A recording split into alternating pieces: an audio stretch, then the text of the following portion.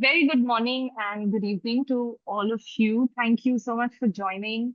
A very warm welcome to all of you to the launch of CAARNet, which is Care and Aging in Asia Research Network.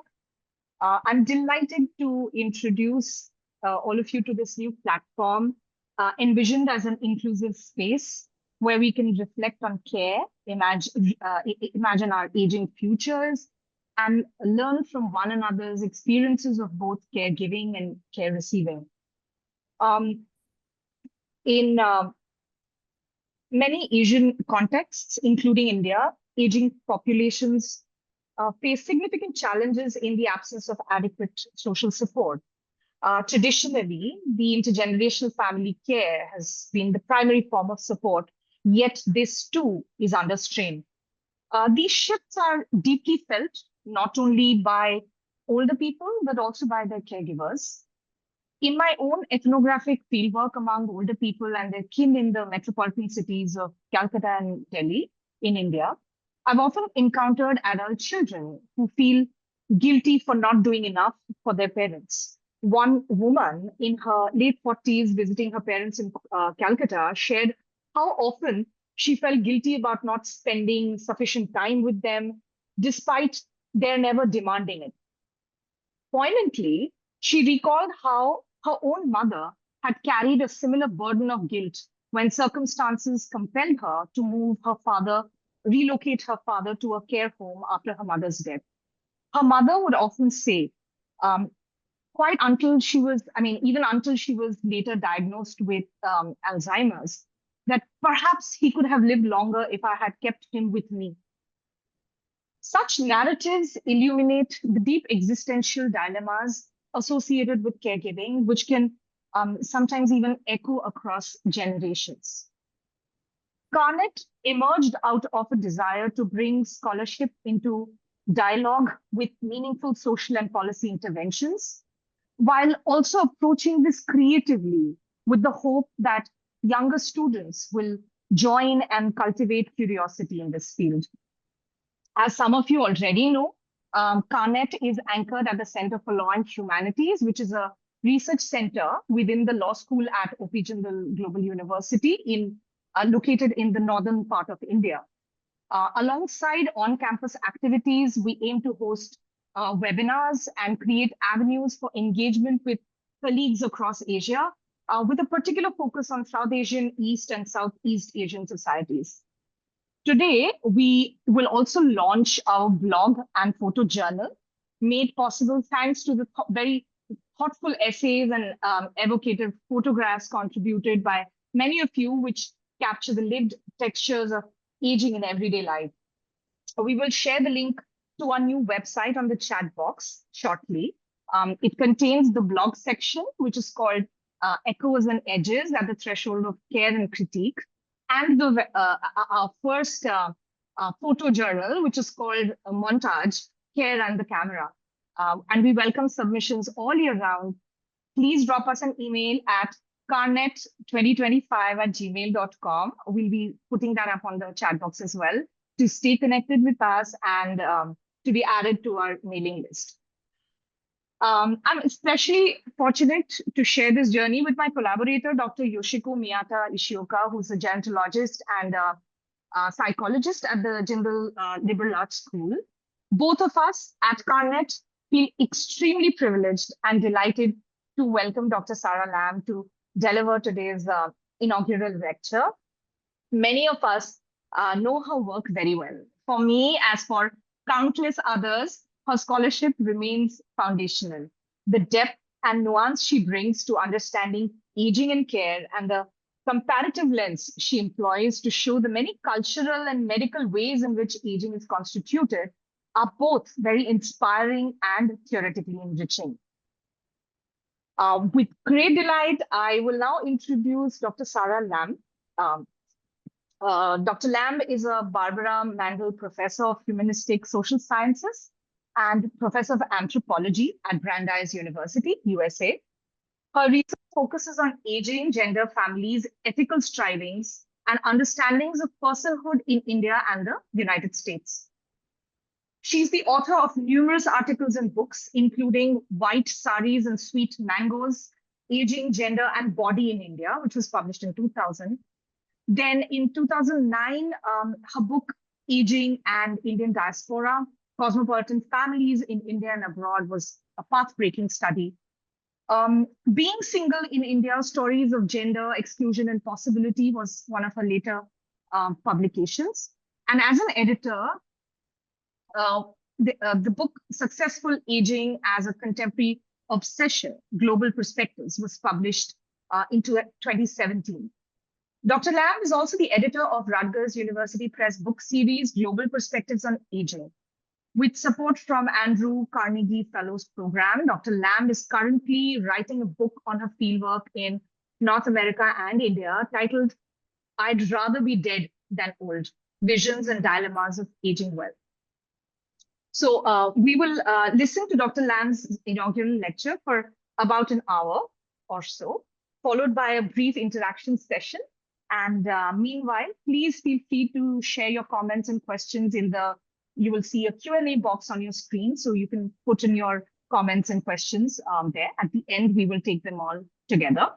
On that note, I hand over the virtual mic to Dr. Lamb. Thank you so very much for taking out the time to be with us today. Thanks a lot.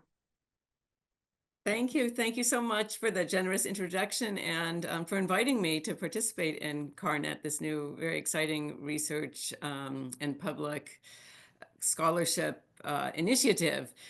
So I thank especially Professor Deblina Day for inviting me, and Professor Yoshiko also has been generous in helping organize this whole event. And of course, I'm grateful to the Center for Law and Humanities at the O.P. Jindal University for hosting this exciting CAARNet program.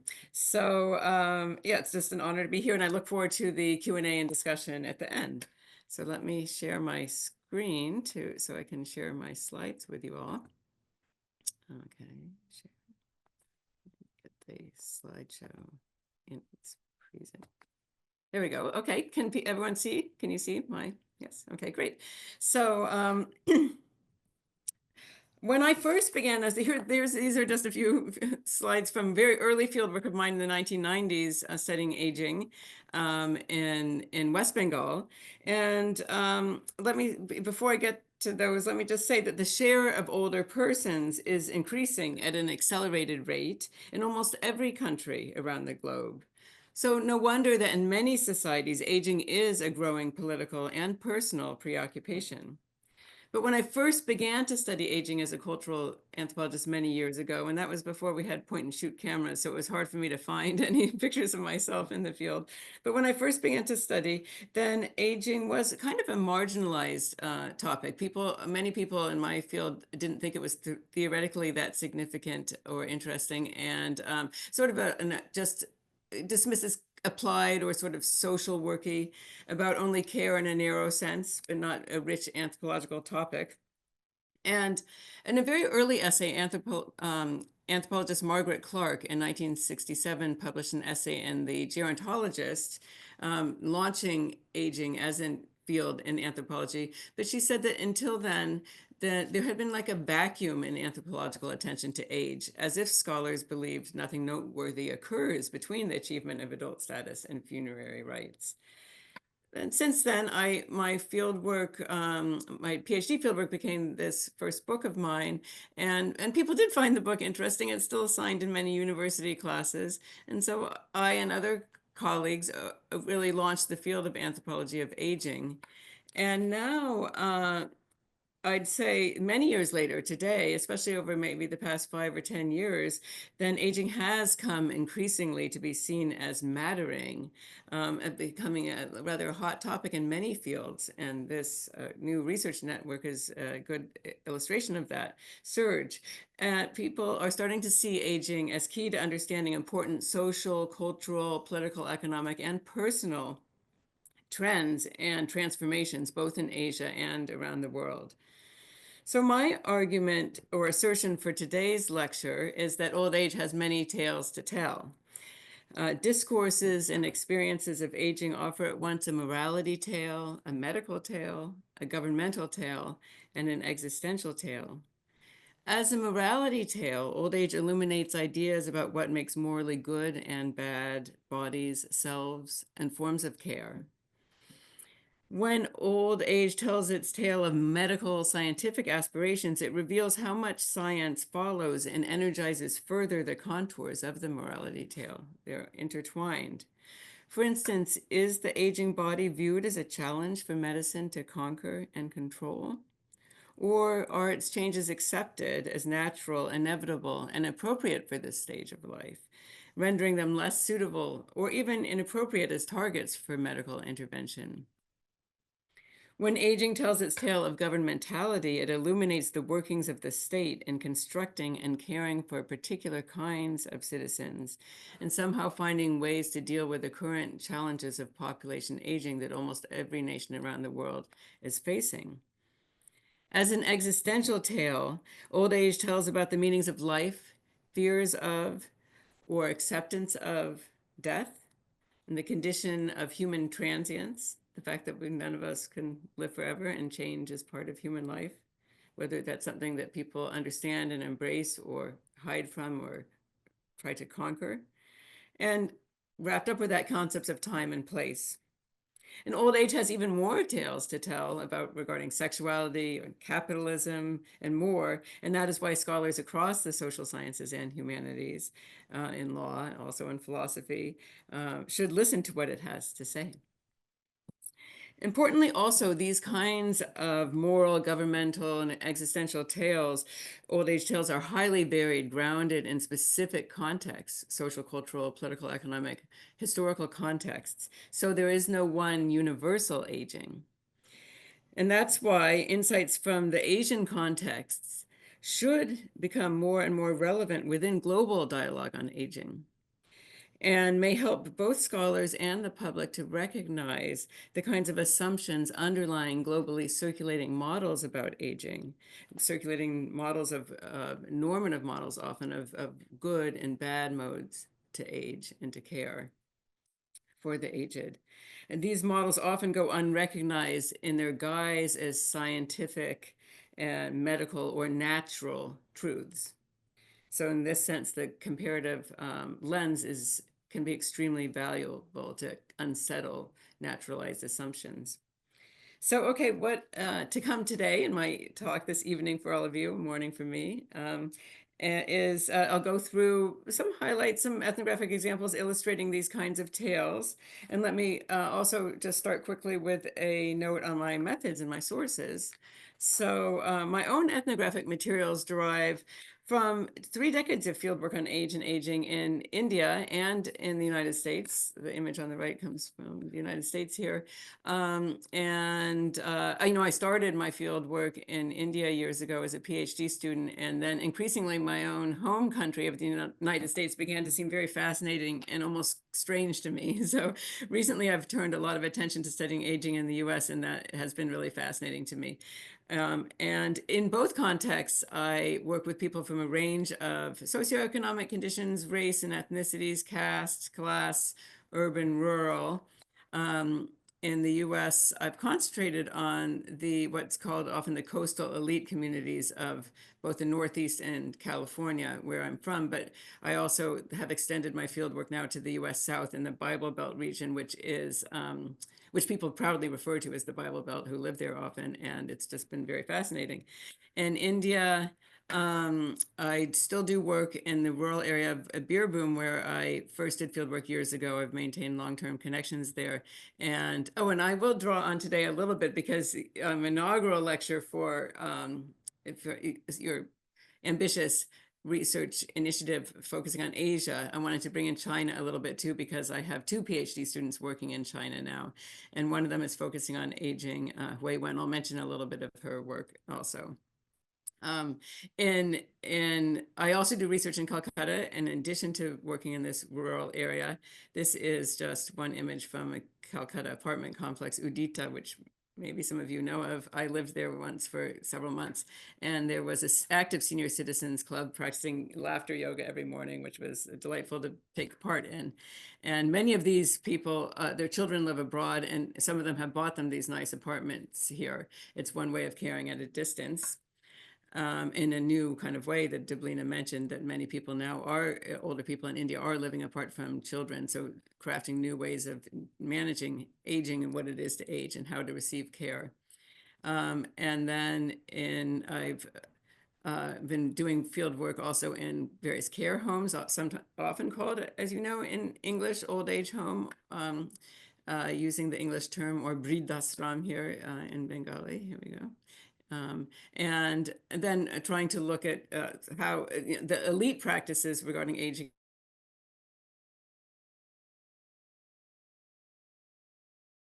in India, of course, are very different from those living in everything about all of that research today, but I'll share a few highlights from both India and the US that I'm thinking through with right now.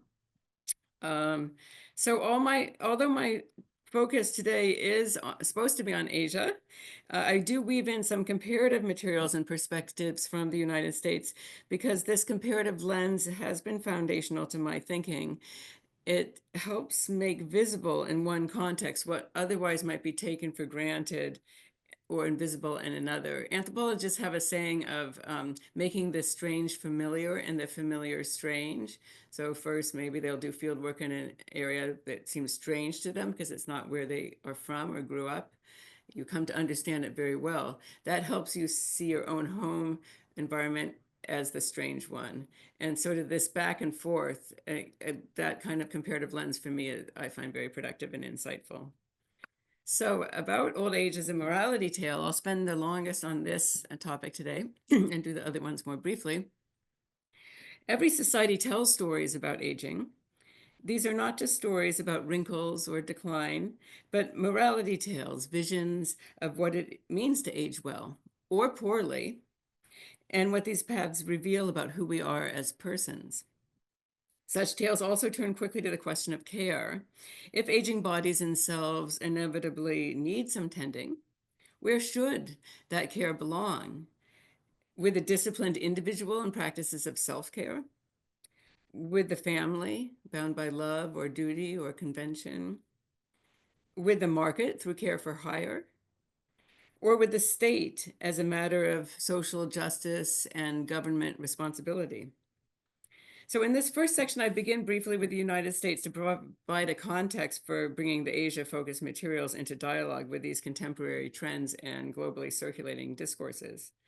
So anyone who has paid even scant attention to media and public health messaging emerging from North America over recent years has encountered visions of this new, vibrant old age, enabling people in their 60s, 70s, 80s, and beyond to live active, fit, healthy, sexy, younger lives. This is just a smattering of popular books on this topic. And I do some of my fieldwork now by like searching Amazon.com and buying these popular books and reading them. They're quite entertaining, fascinating, but many of them are bestsellers and people take them very seriously.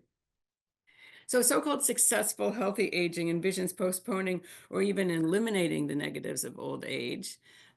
This was a big bestseller. Unfortunately, the author of this book he wrote the book in his 50s and he died young from heart disease several years later, unfortunately. So all the promises about how decay is optional and you don't have to act or feel old, they don't always work, but it's an aspiration that many people are inspired by.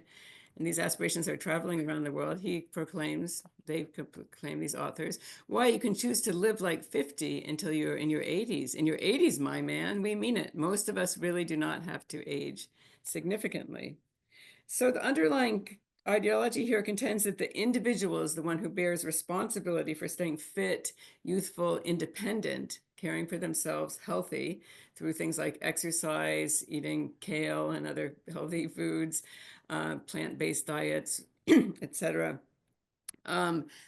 Staying active, having a positive attitude, and not just for their own sake, but for their families and for society.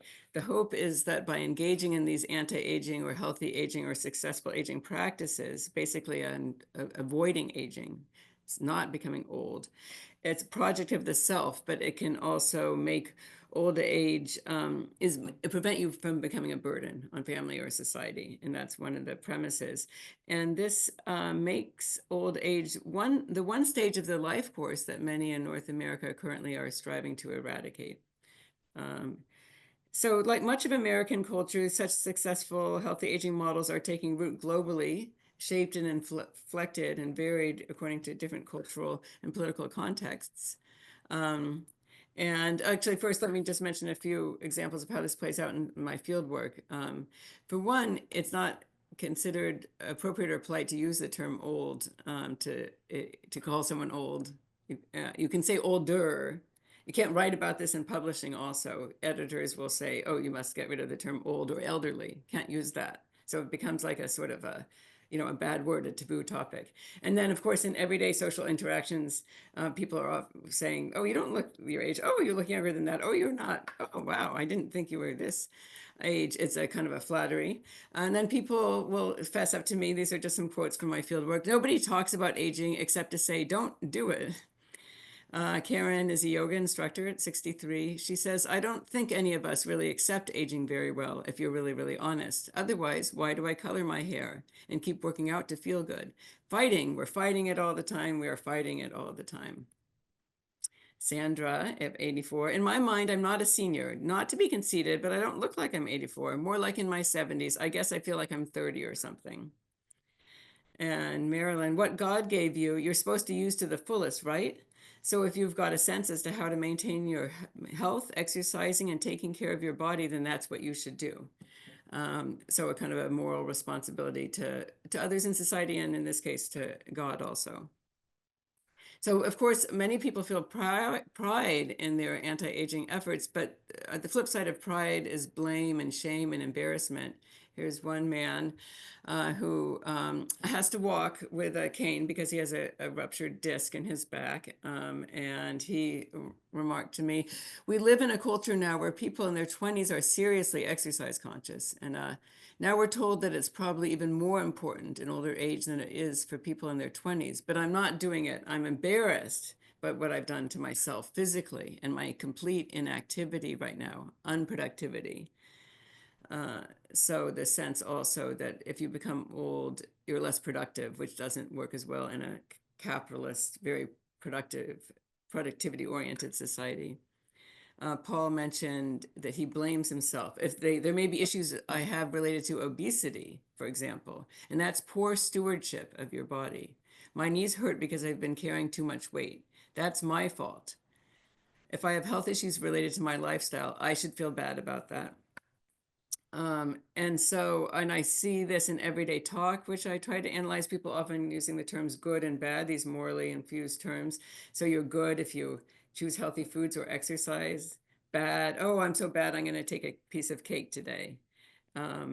Retirement community is another name for, a care facility where many people live. They're actually usually called independent living facilities if you can get by without that much help, because people love independent so much in the US. So it's a good title for these communities. And people very, very often call themselves good or bad based on the behaviors that they do in relation to practicing healthy aging. So why should old age be a moral failure? It's not obvious that it would be, and so it's something worthy of probing. And I do see trends in the United States starting, especially from around the 1980s on, that health in general for people, not only for older people, has become a kind of a super value and a project, a responsibility of the self. My most oldest interlocutors in the United States who really became of age well before the 1980s, often don't practice these. They might be just as healthy, but they don't see it as a project of the self. And they'll even wonder why I lived this long. They say, I didn't do anything. I guess God doesn't want me and the devil won't take me, one woman who was over 100 declared. But now self-discipline, bodily maintenance have become moralized. And qualities that we often associate with older age, including frailty or need for care, often attributed to personal failure and something embarrassing. A medical sociologist, Robert Crawford, notes, through health, the modern self demonstrates his or her agency. the rational capacity to remake the self and world and be in control. Another cultural historian, Thomas Cole, I love his works, but he looks at also early US sermons as one place to find these ideas. But in the 1800s, Victorians split old age into sin, decay, and dependence on the one hand, if you did succumb to old age and become frail, or virtue, self-reliance, and health on the other, if you managed to maintain a kind of healthy, independent self in later life. As I mentioned before, a lot of these trends are circulating around the world in various ways, taking various shapes. Just a few examples that we've had witnessed: the UN Decade of Healthy Aging, which we're in right now. And we have the European Innovation Partnership on Active and Healthy Aging, part of the EU 2020 strategy. Healthy and Active Aging in Asia, launched in 2017 by the Japan Center for International Exchange. And the government of India launched its own Decade of Healthy Aging, which we're also in right now. And Healthy Aging India is an organization that originated several years ago, and I talked with the founding doctors who initiated that initiative. This is a wonderful young scholar who did fieldwork and does fieldwork in China. She's Chinese American, but she also has family in China. She has a new book out in my Rutgers University Press series, which hopefully maybe some of you will publish in as well in the future. And she focused on middle-aged and older women in China who are taking aging into their own hands, dancing a lot. Sometimes in very, very big groups. Here's a smaller group, and saying, the government's not caring for us these days. Our kids are not caring for us anymore after the one-child policy rule, and there's fewer kids around. And so we're going to just try to live it up the best we can and dance and be as healthy as we can. In India, the Silver Talkies group and other similar groups are really appealing to older, active, especially cosmopolitan middle class senior citizens who want to sort of remake aging in this positive, active, peer-oriented way as well. But let me see, I was going to, well, I guess I could, go on here. Anyway, I'd say though that in terms of this active aging trend, even in places like India, it plays out in its own ways, and it's not the only way of approaching old age, of course, from a moral perspective. So different places with different histories and values emerge from listening to old age's morality tales, and emphasizing, I find that, of course, you can't generalize about a nation as big as India nor about the United States. There's a lot of variety in both places, and I find this in my fieldwork as well. But in general, much more than in the United States, I see a lot of perspectives in India, people emphasizing transience and transformation over agelessness and kind of stasis and attempting to stay the same. So Indian conceptualizations tend to present old age as a distinct and meaningful phase that can be named and recognized with its own qualities. That doesn't mean everything's all positive about aging. It can have welcome and difficult aspects, but something that people can recognize as existing and something that can be named. For instance, here's just one woman from the Birbhum district of West Bengal. People guess she was around 55 to 60. She didn't record the exact date of her birth, but when I asked her what more she was hoping for in the future, which I often ask older people just to get a sense of how expanded their future is and what they're looking forward to or fearing, she remarked, "What more will happen in the future? It's already all happened. Now when I die, they will see, the descendants will see what's happened. How many more days will I live? My age has already come." And that's a kind of a stance I do often find with older people, maybe even partly expected cultural discourse among many Bengalis, is that you should convey a kind of readiness for the changes that will come after this one life is over. And so other commonly expected practices in later life for many Bengalis include increasing spiritual activity. Let's see. Oh, I should say that there's, of course, all this, again, healthy stuff, active aging going on too, but at the same time, not as much of an attempt to sort of say, like, you're not going to get old. So here's one example of a quote from one of my interlocutors in Calcutta. in her 70s, she remarks, when clothes are worn out, you just take them off and wear new ones. The body is also like that. We have to accept decay. I have accepted. And I'd say that even those who are very, very aware of U.S. circular and global northern discourses about healthy aging are not don't seem to me as much like they're trying not to be old. So this is one gentleman that actually, she might be on listening tonight, Nilanjana Goswami, a professor who worked with me also as a research assistant during the pandemic years. We conducted virtual field work through phone conversations and WhatsApp, sometimes video chats. And this quote comes from one of those fieldwork experiences. And so he said, I don't mind being called old because I am old. Birth and death go hand in hand in nature. Some people aware of the American trends are kind of puzzled. Are Americans trying to pretend being old doesn't happen? Is it because people in the West want to live more and don't want to die? So kind of a puzzlement about that. So as part of sort of approaching old age as a particular kind of life phase that can have its own agenda, not just trying to stay as much the same as possible. Some trends I see that many Bengalis will mention have to do with, for one, being turning to a more spiritual focus. And so some people who I did field work with in various old age or care homes also will even say that living in the old age home is kind of like living in the modern forest dwelling phase. So as most of you know, classical Hindu models of the life course actually include two that focus on old age. So you have the studenthood, you have the adulthood. That's two of four phases, half of the life cycle. Then there's two that focus on older age, the forest dwelling phase and the renouncer. And of course, people don't really literally follow this life course model really by moving to an actual forest or becoming a complete wandering renouncer or sannyasi, usually. But many people I talk to do invoke this classical Hindu model of the life course as giving some meaning to their life and helping them interpret changes that are going on. The trend of old classical trend, which not everyone observes, of older women, especially turning to wear more white, especially if widowed, but even if not widowed, then to have more white in your saris is part of that sort of moving on to a less detached, more spiritually focused space of life. And I would say, even though it's sort of shocking for some people, this whole notion of care homes and moving away from the family to a care home, when people would interpret it in terms of this sort of modern forest, it gave them a sense of familiarity, that this isn't just an entirely alien way of living. And let me move my own view here. And also, it's so interesting. It took me a while to really, really decide to pay attention to this, but for so many years, I've been hearing people talk about how older people should have a different kind of diet, simpler.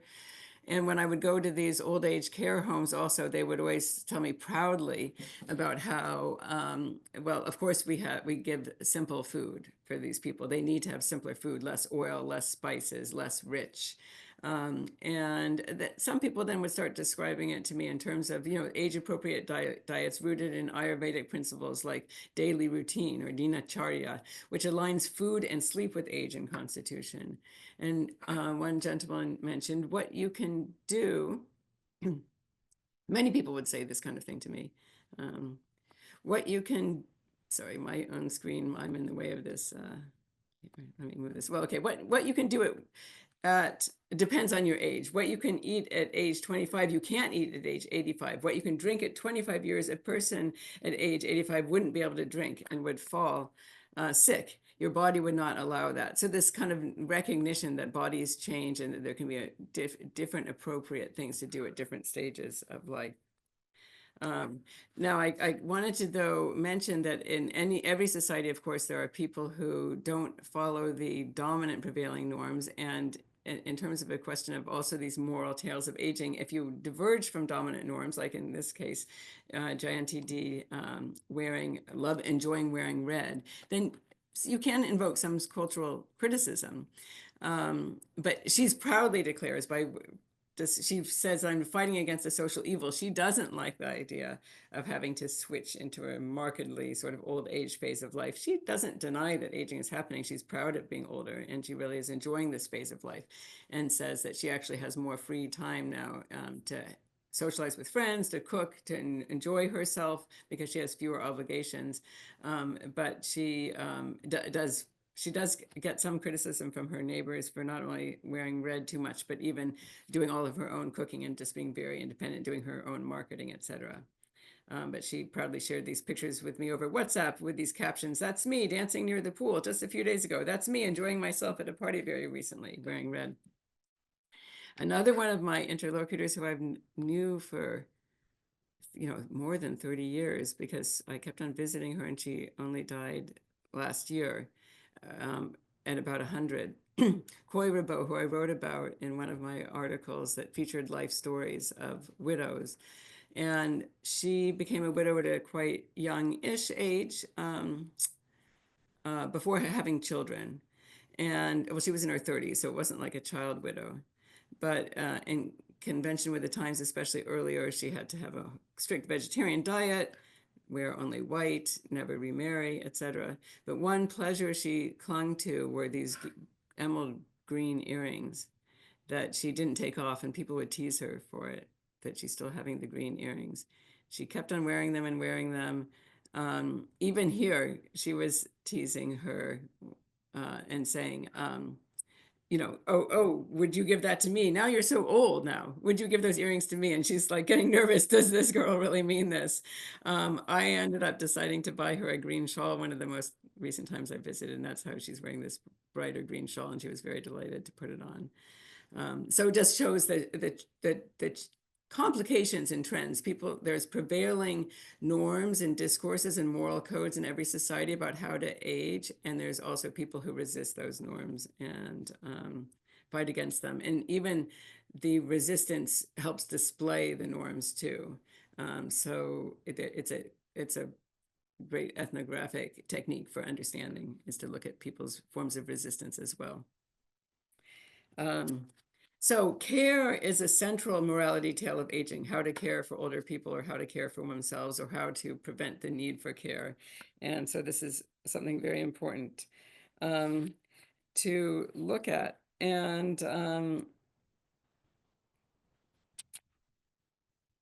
okay, so despite the prevalence of many new living arrangements beyond the family, emerging especially strongly in India since the early 2000s, including market elder care for hire, then the majority of people in India, older people, still do live with grandchildren and children in multi-generational households.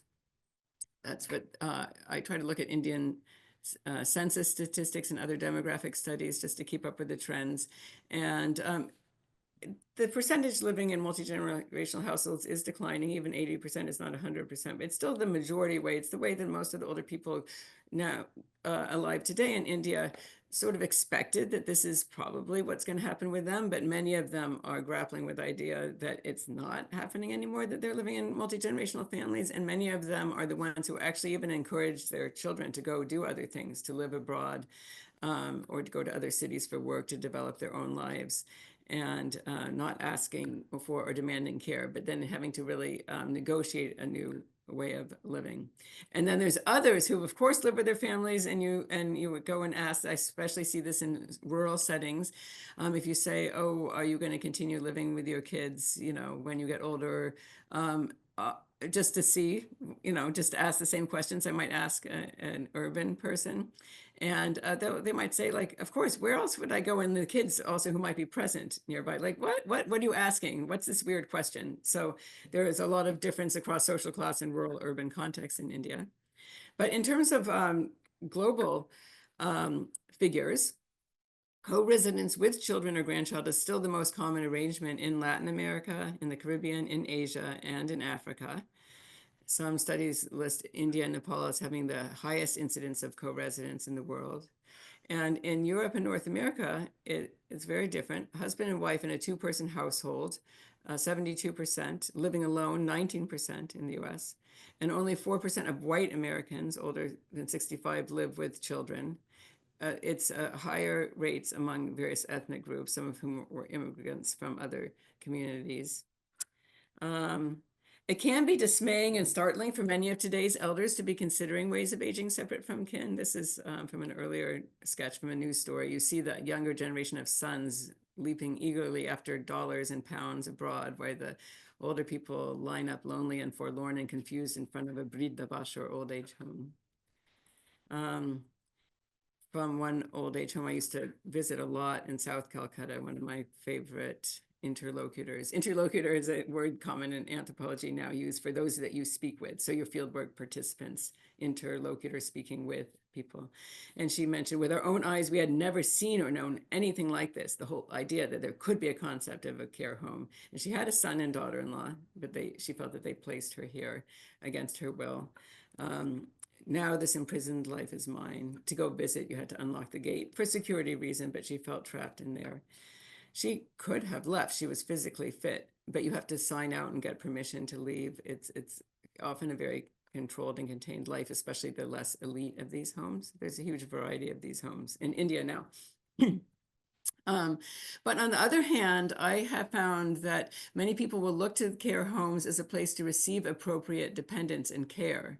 So the worst thing would be often to live entirely alone and not have any care.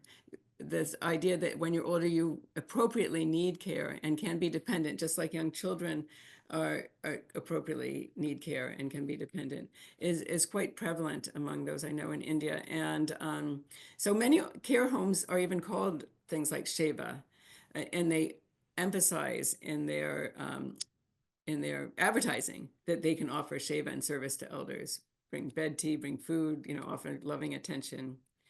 And receiving Sheva is often more important and valued than proving one's independence or getting exercise or staying busy or engaging in productive activities.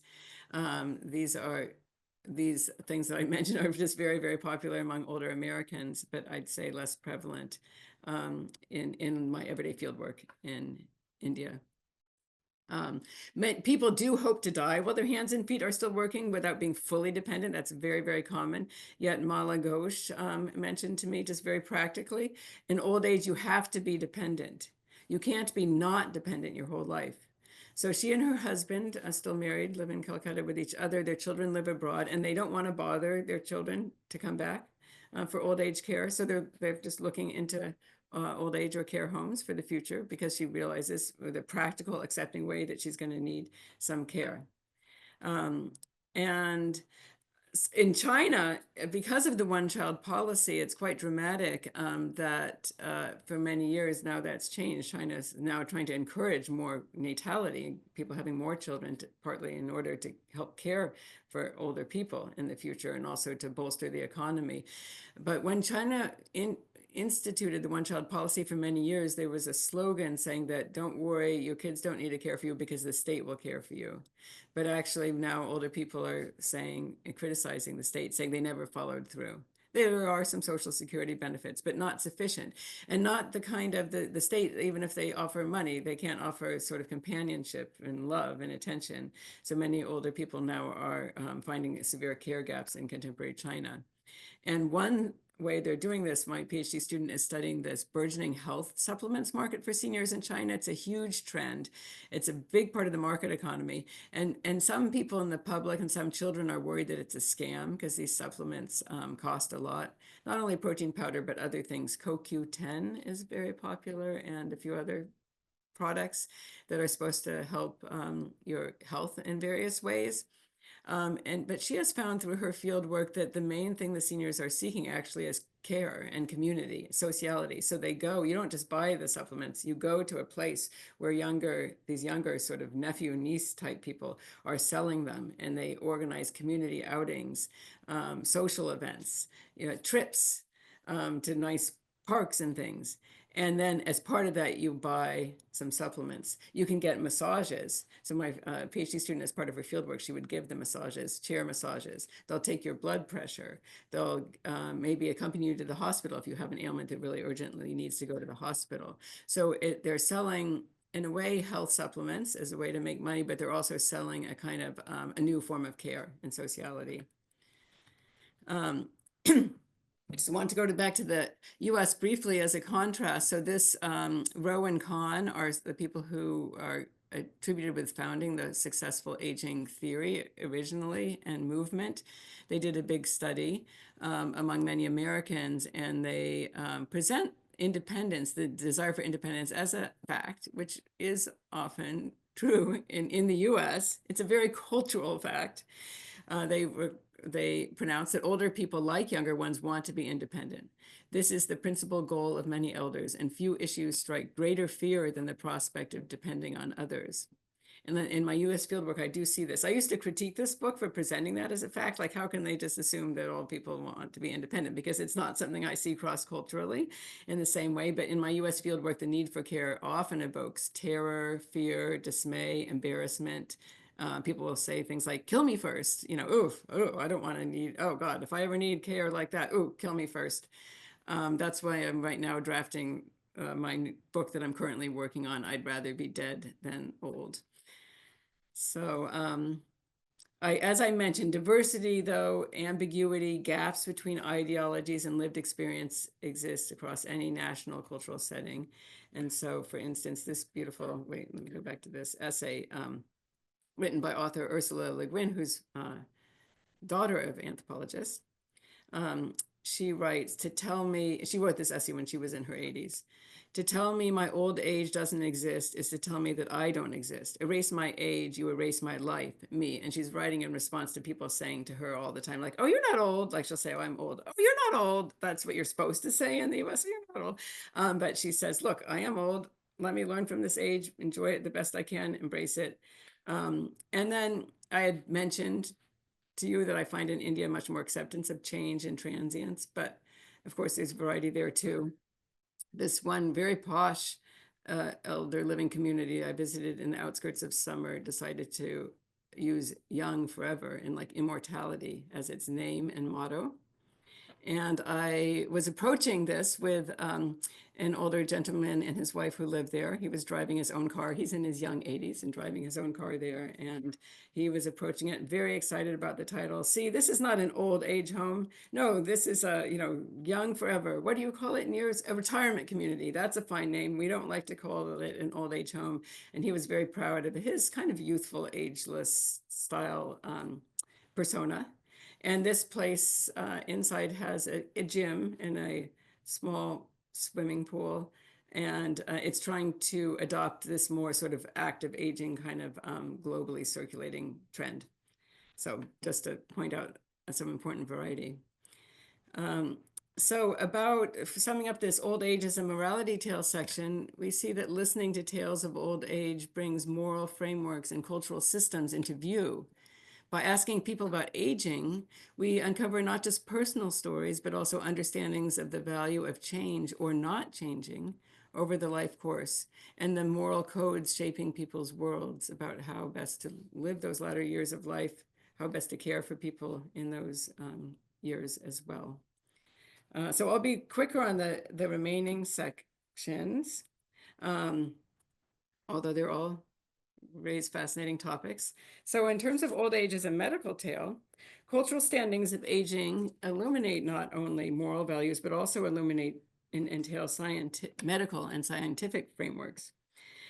And when I find that when old age tells its medical tale, it helps to illuminate and reveal how much science follows and energizes further the contours of the morality tale, sharing many of the same values. So medicine is not just scientific, but it's also very cultural.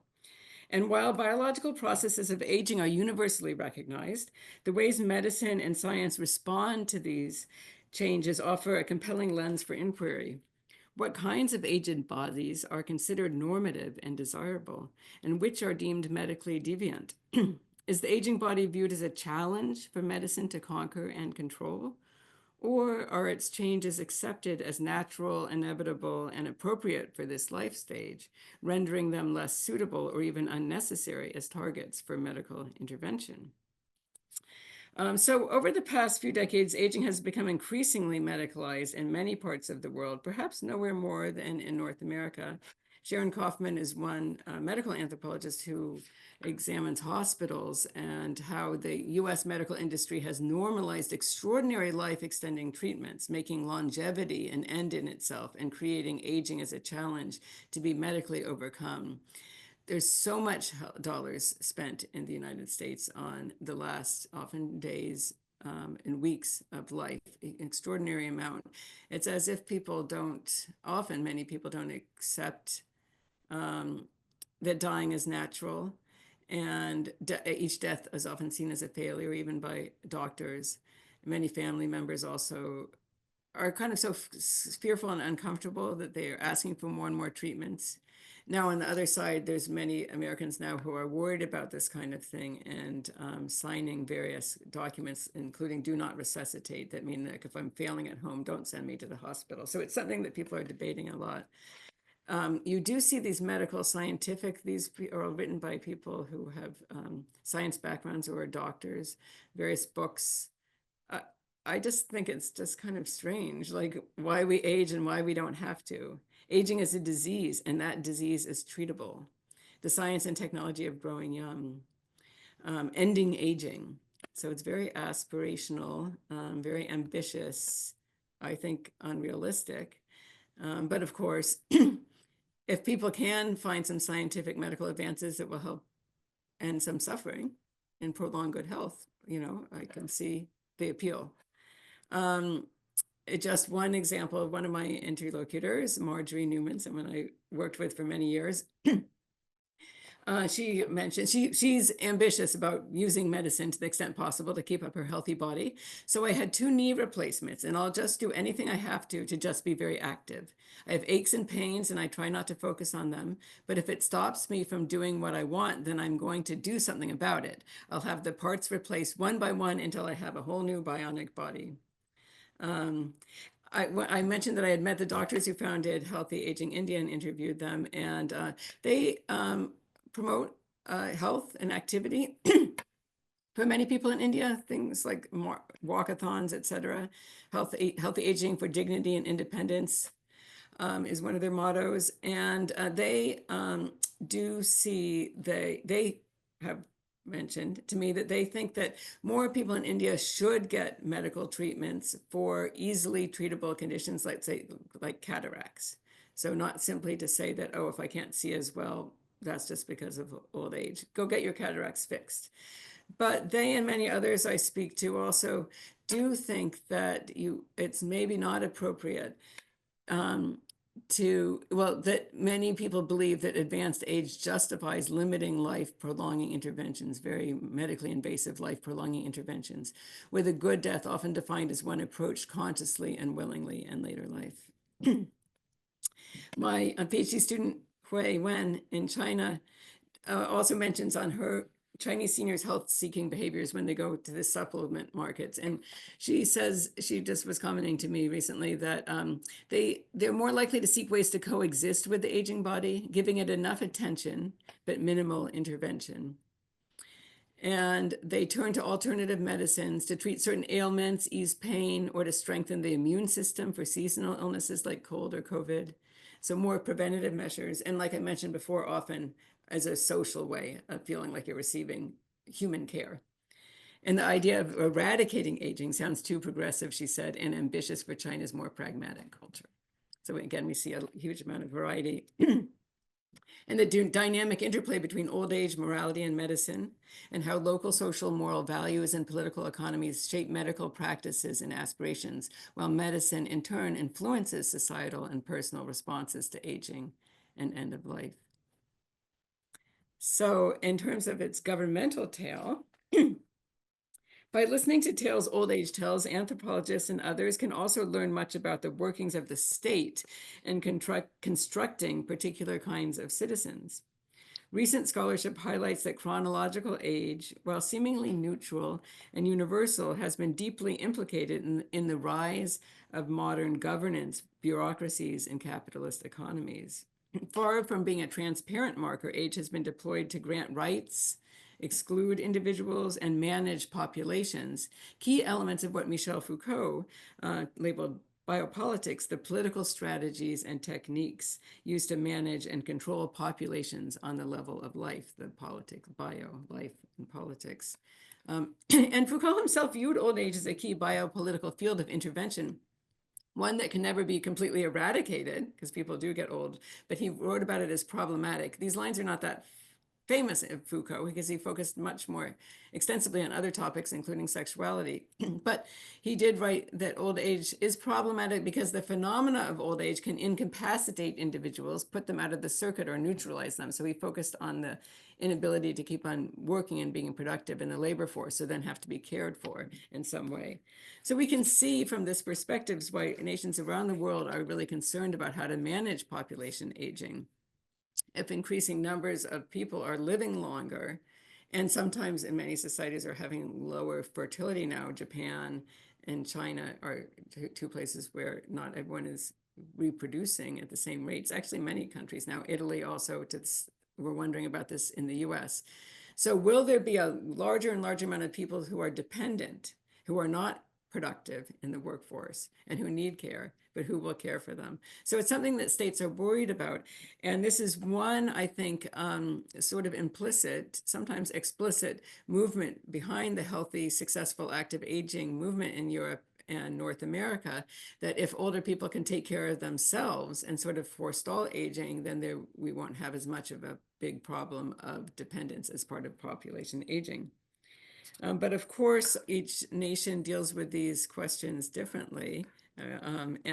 So I should just mention, well, India is dealing with the same challenges of population aging. Sure, I'll go on to this slide, facing other nations. But rather than fostering, emphasizing most important in regimes of independent and ageless aging, one strategy the government has taken is to pass this Maintenance and Welfare of Parents and Senior Citizens Law, passed some years ago, implemented in 2009, which articulates the legal obligation for kids to care for parents.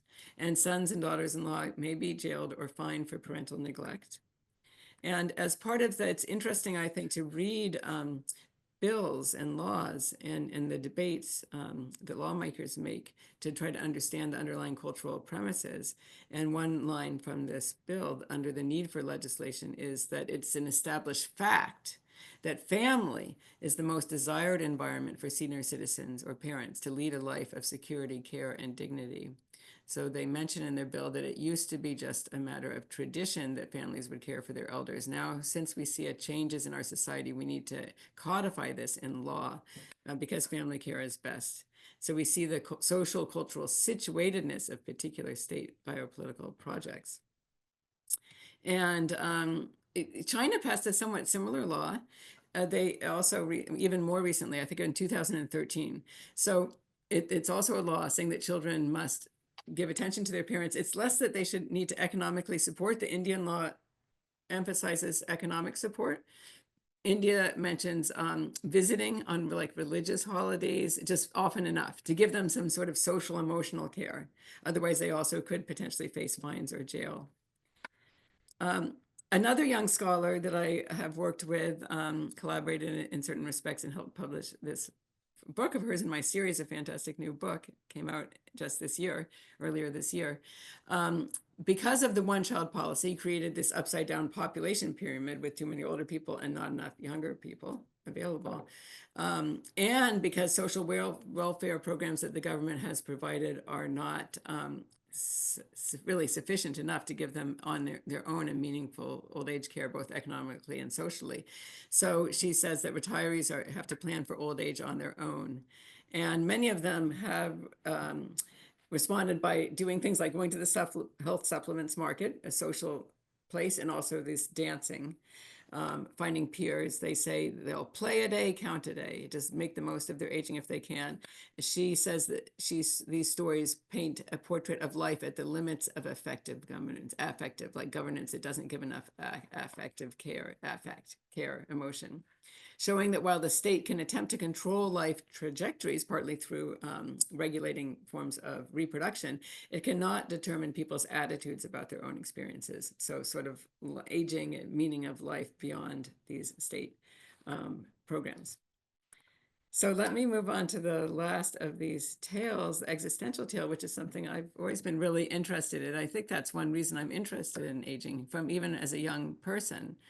Well, I can remember as far back as being age 10, thinking, wow, realizing, wow, we don't live forever. You put so much into your life, you feel existentially like, um, you know, endless. But to know that people can't live forever and that bodies and selves change a lot, even often before they pass on, those are big existential sort of questions that I guess have always interested me. Um, and growing into their 60s, 70s, 80s, and 90s for most people, much more than like for a 10-year-old girl, comes with an increasing awareness of mortality, often accompanied by dramatic social and bodily transformations. So, how are such transformations given meaning? Or are they left without meaning? Is death the end of the self or not? And responses to such big existential questions illuminate diverse understandings of what it is to be a self or person in the world. When aging is experienced primarily as meaningless decline and loss, and death understood as a void, getting older can be viewed as a relentless diminishment of self. For many others, however, death is not a terminus, but a beginning of something new, and for them, life after death may offer continuity or even enhancement of the self, and often the possibility of restoring relations with those who have gone before. So, religious and philosophical perspectives play a really big role in how old age is experienced and interpreted in its existential dimensions.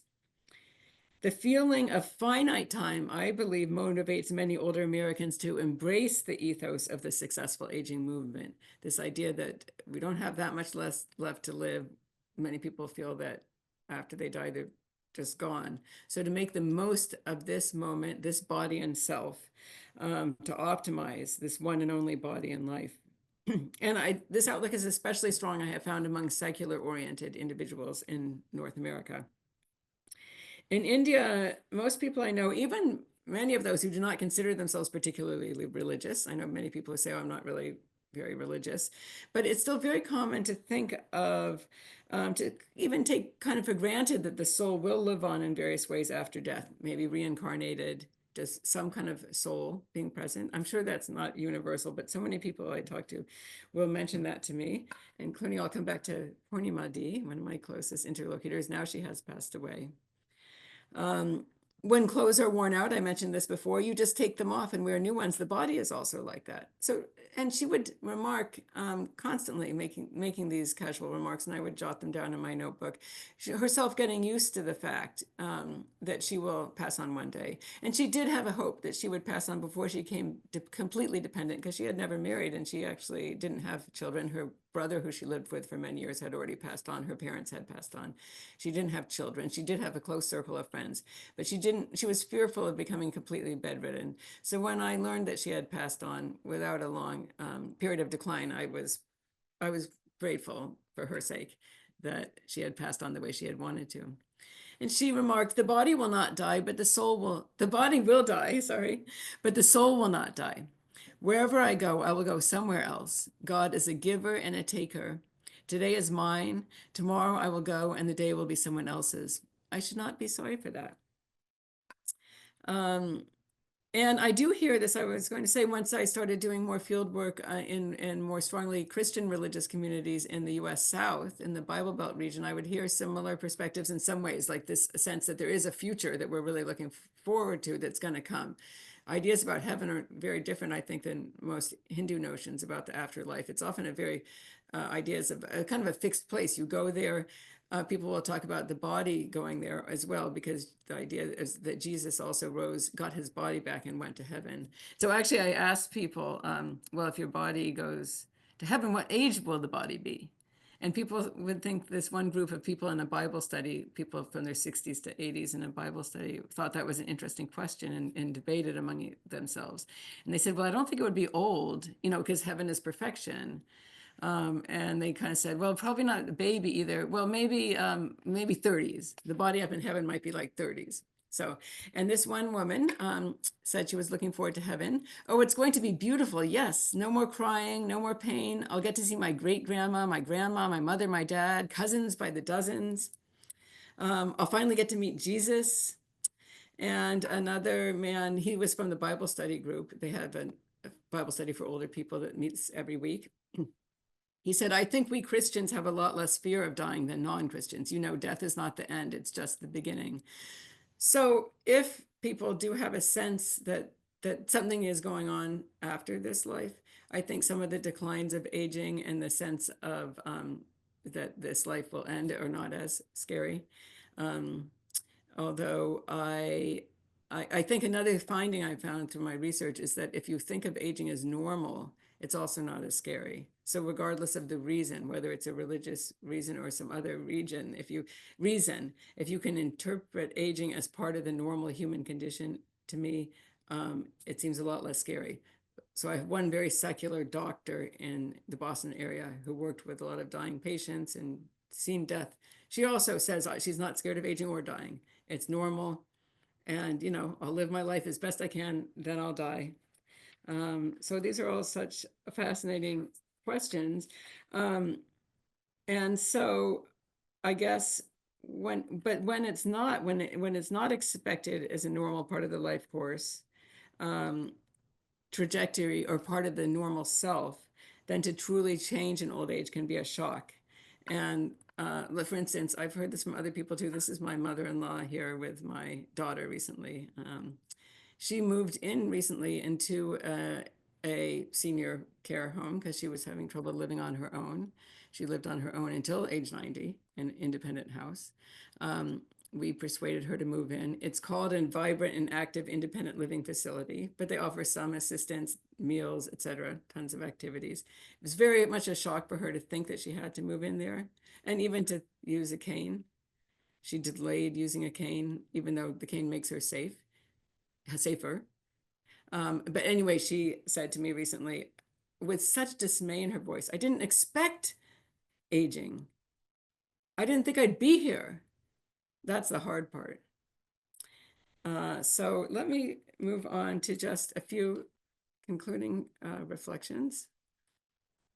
And so I've been exploring this evening, for you, aging as a critical dimension of broader anthropology and sociology of age in human social cultural life. Cultural narratives surrounding old age reveal whole moral value systems, medical, scientific principles and aspirations, the workings of biopolitical governance, and big existential questions about the meanings of life and the afterlife. One aim of my research and talk today is to challenge and complicate Euro-American models of aging that too often assume old age is insignificant, undesirable, or a failure of personhood and self, as if aging is a problem to be solved and contained or eradicated, rather than a reality to be faced and experienced.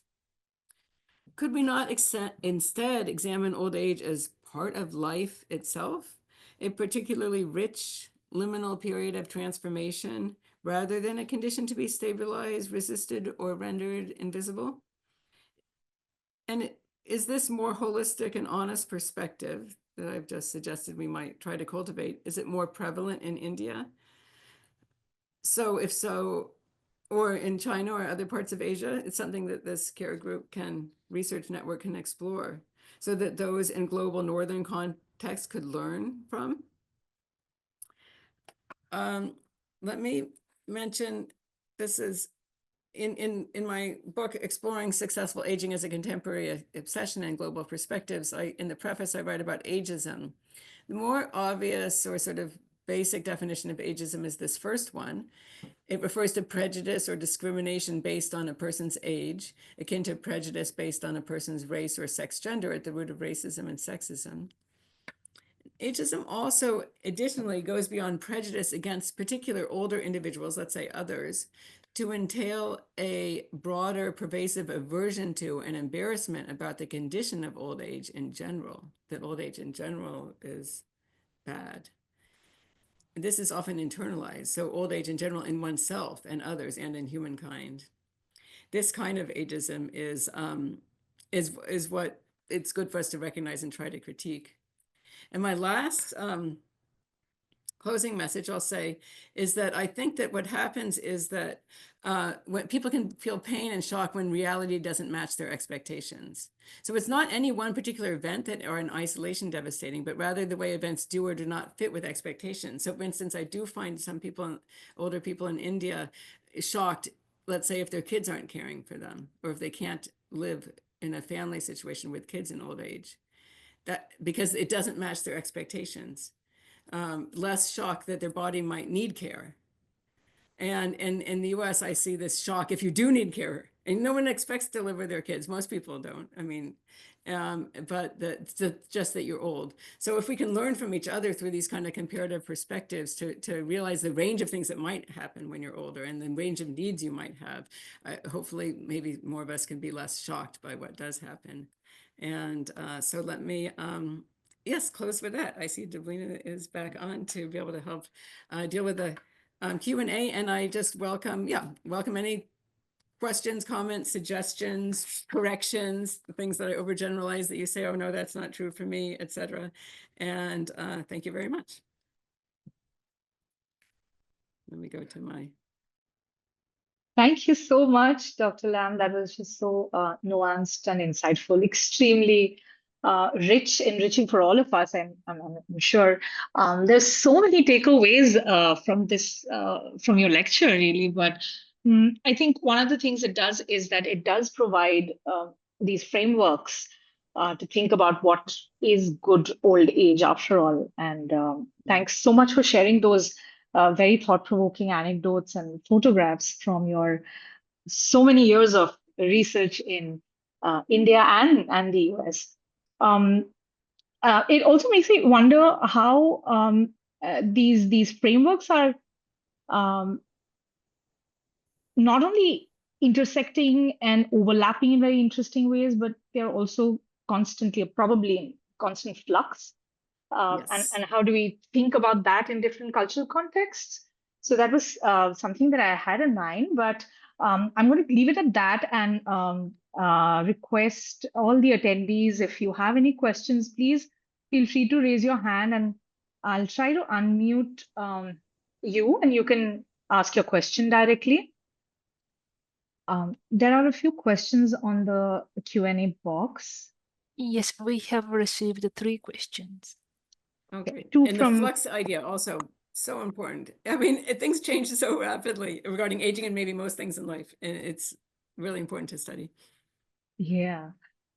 Should we, do you want to look at any of the questions that you want to answer? I think some of my students have also joined in. Oh, great. Okay, so let's that's see. great. In the Thanks. chat. Yeah. Yes, in the Q&A box. So there's Priyanshi asking about. Okay, I'm not sure. Okay, I see the webinar chat. Is that the Q&A box? Let me think. No, it's just called the Q&A. Oh, I see it. I see it. Yeah. Okay, great. I can read out the why? question. Yeah. Okay, read it out too. Okay. I can read it out for you you will. for Okay, everyone. go ahead. Yes. Yeah. Okay. So Priyanshi asked, why do in Asia people treat needing help in old age as something shameful or terrifying, instead of seeing it as a natural part of being human? I think here, I think this is becoming more of a trend than what you speak about in your book. It's something that I do see in present times. This whole idea of autonomy becoming something quite important in the Indian context as well. And then she also asks about in this era where there's a constant cosmetic trend shifts on social media, where people sell anti-wrinkle serums, Botox, etc. What can young people learn about living a fulfilling life and aging gracefully and limit these inner nice doubts? Yeah. Do you want to respond? Okay, nice questions.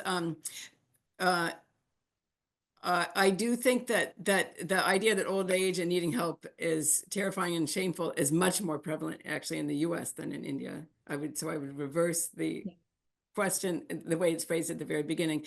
It's so prevalent in the US. However, as Deblina just mentioned, or Professor Day just mentioned, I do start to see these kinds of ideas in India too, especially more prevalent among more cosmopolitan elite, and also the anti-wrinkle creams. When some of my Calcutta interlocutors, women in their 50s and 60s, like to take me to, beauty salons where you can get Botox or anti-wrinkle creams.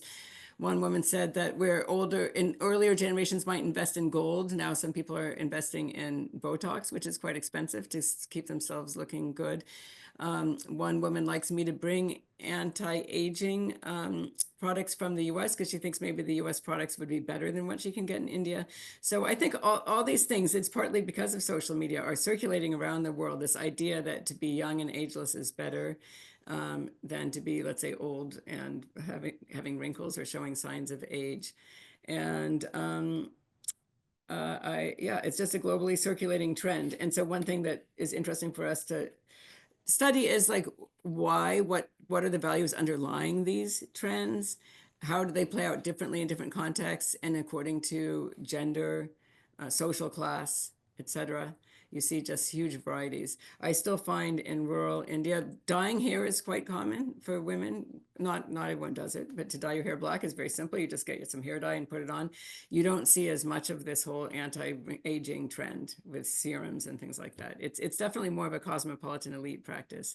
But this whole idea that to need help can be shameful is something that we should challenge, really. I mean, we don't think it's embarrassing if a child needs help. Let's say a 10-year-old could easily make their own tea or egg. They could operate the stove, but it's not embarrassing if some, let's say, mother or father or auntie or someone gives them their tea. We shouldn't think it's embarrassing if an older person also might enjoy or need some care.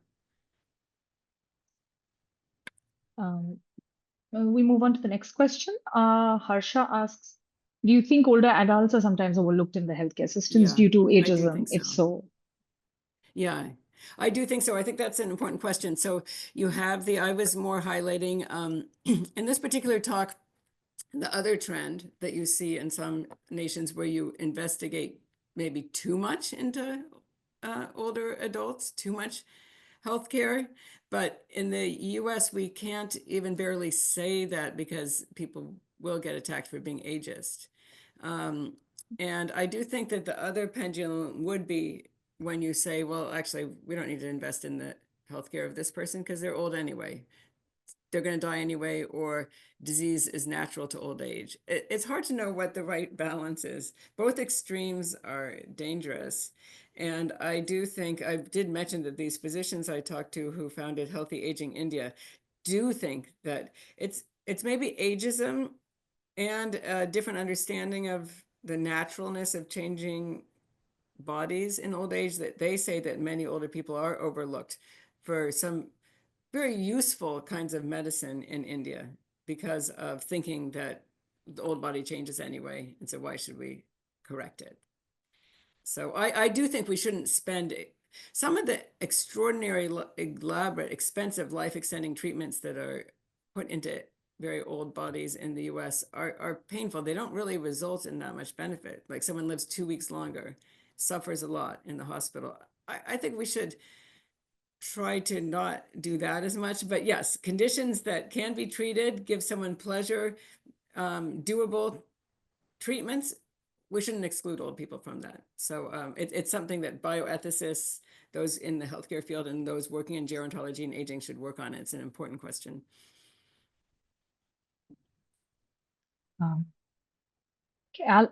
should I skip to one of these questions, which I find very interesting? Okay, Maybe yes. we can take Liam Lefferts' question,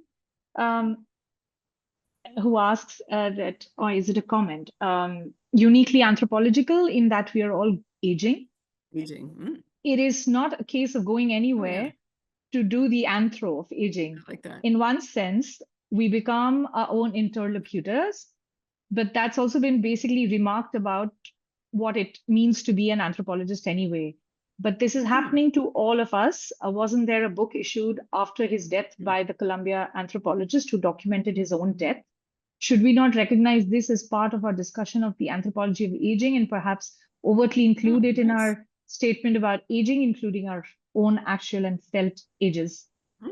A nice, Would you like to nice respond question. to that? I just took a picture of the question with my phone. Hope you don't mind. Yeah. I really like that question. You're exactly right. I mean, that's one reason aging is so interesting, because we're all aging, no matter your age. I mean, everyone's aging. So you could be 10 and you're aging, and you're 50 and you're aging, or 80 and you're aging. And I've studied aging for so many years. Now I really am aging, but I started studying it in my 20s. Yeah, and I think that because we know that any of these real human-centered social science fields like anthropology, the human person is doing the research, and who you are, your identity matters. So in fact, and people are writing about that much more than they used to. So let's say my gender identity matters when I'm studying gender issues, or when I did my single woman research, the fact that I actually was married and not single, that mattered. And I think you're right. I think a lot of anthropologists who study aging, they don't always mention their own age and their own experiences.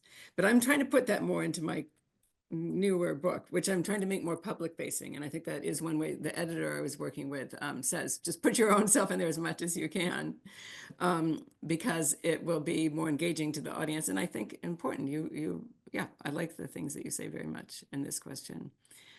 Yes. Do you want to take the question on the time bank by Okay. Idika? Right. I was wondering about that, though. Time-based concept that is there in the Netherlands and the UK. So I don't know about that concept, though. Do you know, Divlina, could you say anything about it? I'm not too familiar with that either. So, Idika, would you like to unmute yourself and quickly Can you? speak up? Yes. Do you want to?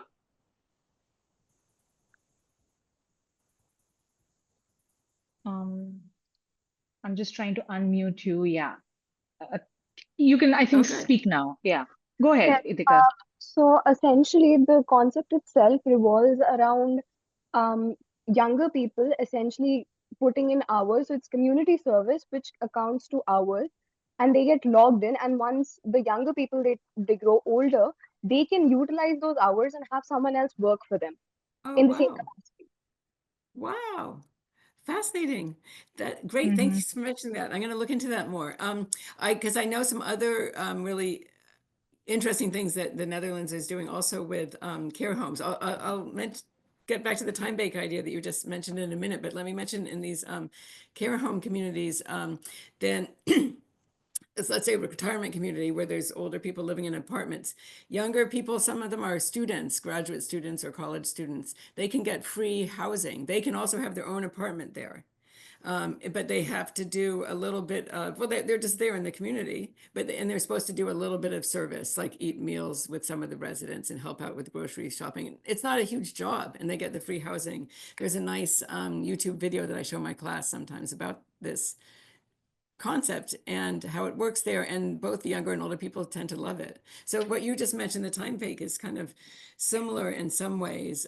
Younger people contributing, it becomes reciprocal. And in this way, the time bank, you're contributing something that you can get payback in the future. And I think it would help to make aging less maybe scary and alien, and it helps integrate older and younger people and just make aging seem normal because it's part of the self. I'm planning for my future self. So I like that idea very much. It's interesting because the conventional idea in India and in many Asian nations have this idea is also a kind of a time bank. The parents give to their children when the children are young. They give them the body, they raise them, love them, feed them, house them, even fund their education, etc. And later, the expectation traditionally is that then the kids owe that back to the parents. They can never fully repay the debt, people tell me. What the parents once gave the children is irreplaceable, but you try to repay it by caring for them. That's also a kind of a time bank idea. But that is, runs up, it competes with some other current trends for fostering sort of individualism. The younger generation should go cultivate their own self, pursue their own interests, which a lot of older people in India and around the world respect. They don't want to interfere with their kids' lives, but it's a very different system. And the time bank concept that you mentioned there in the Netherlands, it doesn't have to be tied to family. It's a sort of individual trade. You put in something now individually, you can individually get something back. So it was very interesting. Right. So we have about like 10 minutes or so. We can take a few more questions. Dr. Lam, you can pick any question that you'd like to answer. Maybe Okay. I Annapurna's see this question. one. Yeah, I see this Yes, one please from go ahead. Afseen. In your opinion, does Indian society specifically look down on younger people who decide to not live with their parents, especially in their older age, and use means such as old age homes? That's an important question and related to some of the things that Professor Day mentioned in the opening remarks. And I do see that sometimes, actually. I mean, the younger people can feel guilt.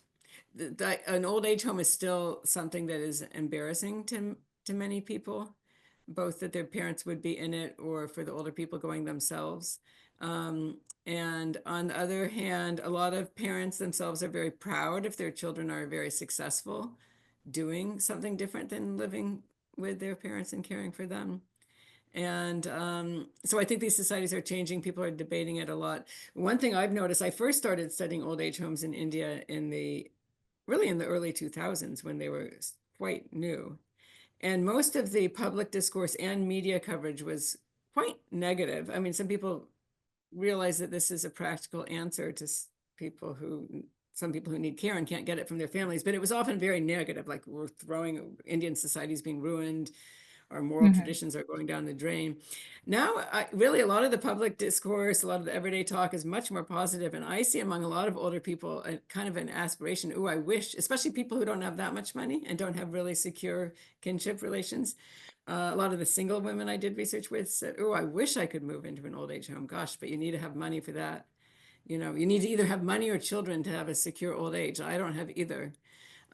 So I think the ideologies are changing. But yes, I do think some people, younger people, do feel guilt and do get blamed, if they don't live with their parents.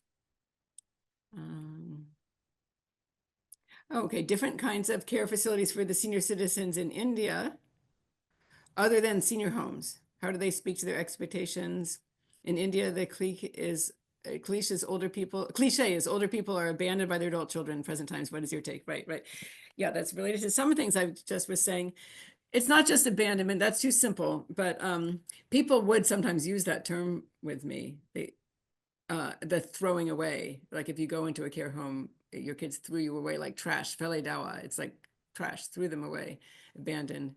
But it's more complicated, as I just mentioned. And other kinds of care facilities are also hiring in the home. I mean, for one, the long-standing tradition of being able to have a servant, a care person, a work person in your home, especially if it's been a long-term relationship, that can work often quite well. Other people are worried that if there's these days, it's more impersonal caretakers and sort of work people coming into the home, they might steal from a vulnerable old person, steal their gold jewelry or abuse them. So that's something to worry about. But the fact that you can get meals delivered on wheels, and some of these care services, hiring ayahs, et cetera, are to care for people in their homes and not just to go to a care facility. So people who can afford it, many are taking care using those sort of market-based forms of elder care as well. And then majority of people still do live with their families. So that's still very prevalent in India. Dr. Matt, I had a question Yes. in my mind when I was doing my fieldwork. I'm still doing my fieldwork. It's always in process. But I've often encountered this, when you talk about, in response to the previous question about how, things are sort of changing. And there's this dilemma that I'm trying to grapple it theoretically and trying to make sense of it, which is, things are changing. There's a lot of intervention by the market, care companies are coming up and so on. But there is also this simultaneous trend, and this is somewhat in contradiction to what your book, Aging in Indian Diaspora, and the chapter on, or the chapters on old age homes, talk about that, how among Bengali Hindu families, older people living in the old age homes, there is an increasing spirituality, inclination towards spirituality, and sense of detachment, and the vanaprastha sort of becomes a little bit more prominent and so on. But there's also this other thing that I noticed when I was doing work on dispute resolution among older people, and I happened to visit some tribunals and all these dispute resolution forums, where one of the grievances that often came up among the older people is that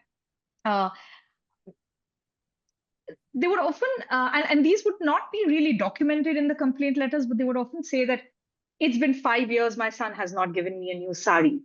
Oh, right. Or Yeah, things exactly. like, they were having chicken curry, but I was given boiled potatoes. I mean, I look at it in terms of it's whether there is a really a disconnect from material sort of material existence really, or so I'm trying to ask, what I'm trying to get at is the spiritual dimension versus the material. They're kind of Okay, I coexisting, see what you mean. or Yeah, yeah, yeah. And it's that's, more, I guess, it's like a symbolism, or it's a I think symbolic so. act of um, call for attention and care, I I guess. think you're right. But I that's think also you're right, something. exactly. And what I found for years, even when I wasn't studying care homes, I was just doing my early field work in a village in Beerboom, is that although many older people do mention the spiritual dimension, at the same time, they also, equally as important or more, is the sort of more effective kinship care, wanting an attention dimension. And I suggested at the time that one reason people can pursue spirituality in the sense that they're supposed to detach and be less clingy to the material world and preparing for death is because they are, in fact, often very attached um, and involved with people. So it's not like people really want to be completely isolated. I'm going to detach and sit in my room all on my own. They actually are, India is often crowded and there's the vegetable sellers coming and whatever, compared to this isolated kind of life that many people have in the US. It's very vibrant and social. So people want both, I think. So I do think that in these disputes that you found, it's so interesting. I found a few disputes like that too. It hasn't been my focus as much as yours, but it's often this kind of attention people want. Like this one son and daughter-in-law, I interviewed the policeman who arrested them. Mhm. The charge was they hadn't been giving enough tea and attention. Now the guy, and I said, oh, was the father like bedridden? Oh no, he could get his own tea, but Yeah. he wanted it to be served to him. So someone wants the sari. I bet the people who gave boiled potatoes, maybe it was to save money because they wanted their own chicken, but maybe they thought the boiled potatoes were healthier for the person, simple diet appropriate for her old age. But she wanted, to feel part of the loving family. So I think, yeah, people have to balance all these kind of things. But most people in the world, I guess, want some love and care. And tea or chicken curry or saris can be a symbolism of that care. I think it's a fascinating topic to study, is these dispute resolutions and what goes on in the courts regarding aging in India, and to what extent that law, the 2009 law, Mhm. people, invoke it. Some people, of course, wouldn't want to bring their kids to court, but other people feel comfortable doing that. Or neighbors can bring the old person in and say, oh, these people, I can see their kin aren't paying attention to the old people. So then the judge calls the kin in and says, you should care for your elder. It's just very interesting, just this kind of try to legalize family care and affection. I think it's very interesting. We do have 5 minutes if you want to take maybe one last question or This a couple of romantic them. relationship thing, Yeah. I haven't talked about that. There's one question by Ashvin Roth. Also, in your opinion, why are older people getting into romantic relationships, a phenomenon that many people are not open about in India? I think that's a nice question. So I get that kind of question a lot. When I'm in India, people will say, oh, I hear that older people date. Or I have a close friend there that she often does field work with me, and she'll say to other people, older people, like, oh, her mother-in-law, she's 90 and she's still dating and things like that. And like, isn't that funny? In America, they all date. So I get into these conversations, but there are some now explicit movements like I can't remember the one. There's one in Calcutta that is actively promoting gatherings among senior citizens, and partly for romantic relationships. It's not Silver Talkies. There's another one. I can't remember the name just now, but at any rate, I went and visited them, talked to the founder, and he wrote also on Facebook saying that people shouldn't be embarrassed if they want to date and have romance in later life. Let's live our lives as best possible. Someone might be widowed, or they might be divorced or separated or never married. If you want to have love in later life, then you should. But it has been considered a taboo in India for various reasons, partly as most classically older people, even if they are still married, they're not supposed to be so sexually active or or public about sexual activity. Conventionally, often older people will start sleeping in separate rooms, or maybe the grandmother sleeps with the granddaughter. Of course, in their private lives, I'm sure many people are sexually active, but it hasn't been as much of a sort of a valorized, accepted part of aging. Whereas in the US, there's almost the opposite pressure. You should remain romantically involved, sexually active, take your Viagra if you're a man and you need help with, sexual functioning. You're supposed to be a sexy older person. And privately, I have some older people tell me they're embarrassed if they're not sexually active because there's such a pressure to be. So it's interesting to see the changes culturally. And I'll just mention briefly, in China, the government has also started promoting dating among older people as one way also to deal with the problems of population aging. That if you marry again, remarry in older life, you can help take care of each other. So I think that's a very interesting question to explore further.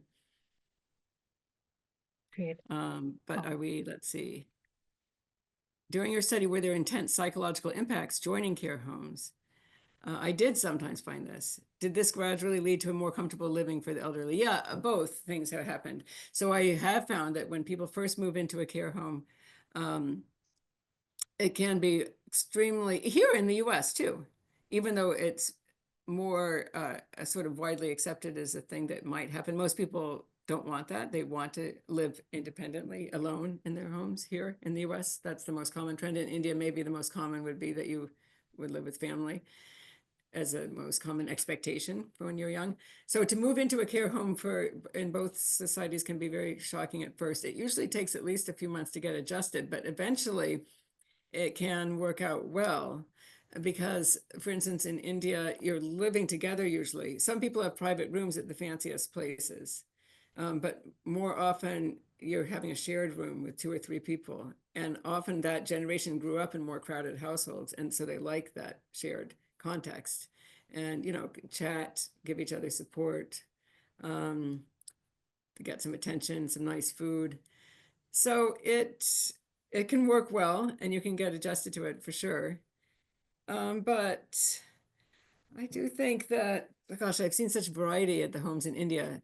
They're not regulated, and so some are not very good. It really depends on the founders and the managers, the owners, basically.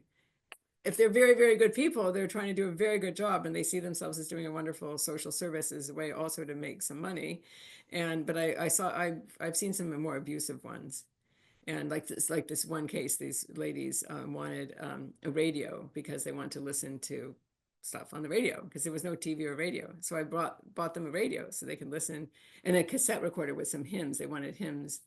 And then the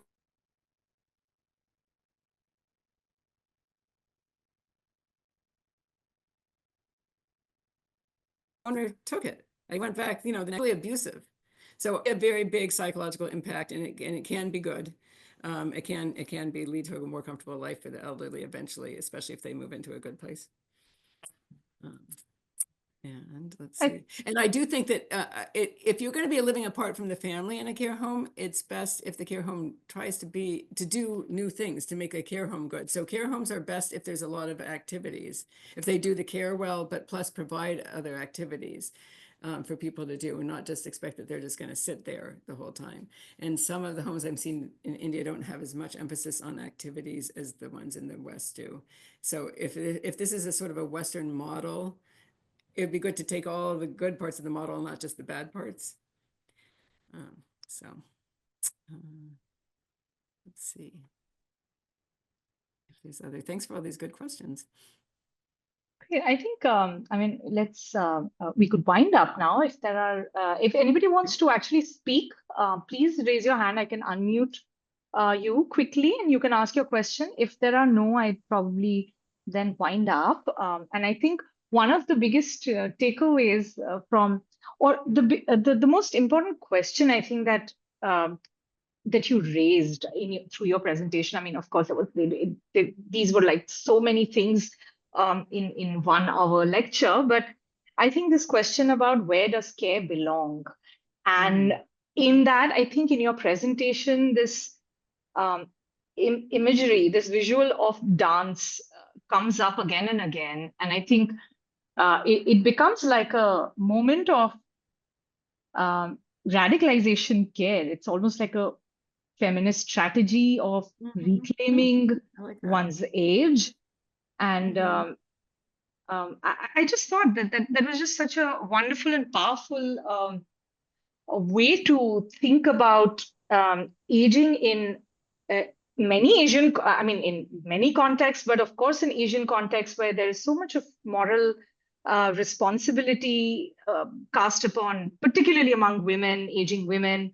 And there are all these expectations, and just to take the time out from their regular routines and schedules to be able to have fun and engage Yeah. in leisurely activities. I think it's a very, I mean, that's how I interpret it. It's a really Yeah, that's so radical right. moment of self-care and reclaiming their own part of their own lives, really.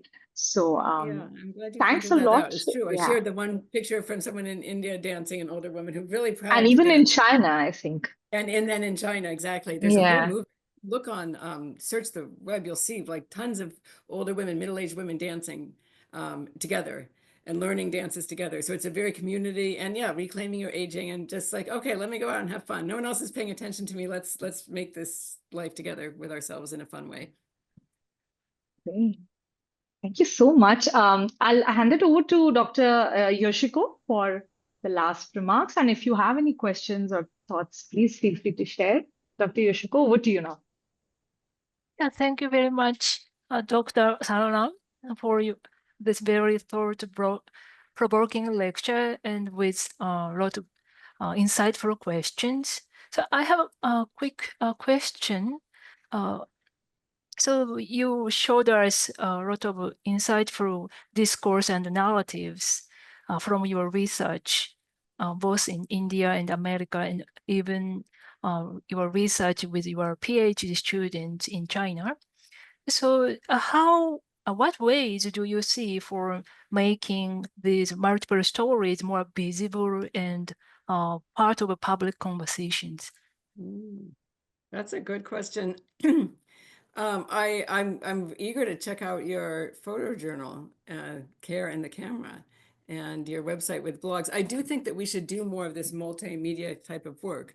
There's only so many people, quite a few people who read our academic articles, and often they're not the people who maybe would most benefit even from hearing about our work on aging. You know, other scholars might be looking for some theoretical argument, but they're not maybe focused on how to think about aging in their personal lives or how to make care and aging, you know, more meaningful or something. So I do think we have a lot to contribute to the wider public. And I do think that some of these multimedia forms of communication, blogs, public speaking, if I get invited to do a sort of more public lecture or, you know, radio Q&A session or something, I like to say yes to reach the wider public. And yeah, blogs, camera, visual, all of those. And then I have to learn from all you guys. I'll try to follow you to see what you're doing to reach the wider public. Because I think we have a lot to offer. Anthropologists, sociologists, those who actually get human stories. We need to go beyond just the numbers, the big demographic trends and statistics. The human stories are just extremely insightful. And they show how varied also approaches to aging are. And I think we can learn from that variety. Okay, yeah, thank you very much. So we can bring more creative and innovative ways to think about different perspectives and attitudes toward how to age, how to die, how to communicate with people from different generations. Yeah, I like that. So thank you again for your insightful lecture. So demonstrating that aging is not just one story, but many stories at the same time. And then I feel most of them might even be hidden from view. So especially, these days, healthy aging, active aging are strongly emphasized. So this model can inspire to many, but they also risk narrowing our view of our later life. So your talk reminds us that aging carries multiple meanings, so we need to recognize all of them. So thank you once again for sharing your research and insight with us today. Thank you. Thank you for having me and for all the great questions. I love your commentary just now too. And I'm excited to keep on following this new research network. Thanks a lot. And I must thank some of the attendees there. Dr. Mala Shankardas is here, and Nilanjana, and a few others who could join us today, and also dear students who could log in on a Saturday. So we're very grateful to you. And of course, thanks a lot, Dr. Sarah Lamp. It just meant a lot to us. Thanks so much. And we'll stay in touch. We'll share all our work Okay, we with will, you. of course. Thank you so Yes, much. thank you. Thank you. Okay, good night. Yes. Good night. Bye.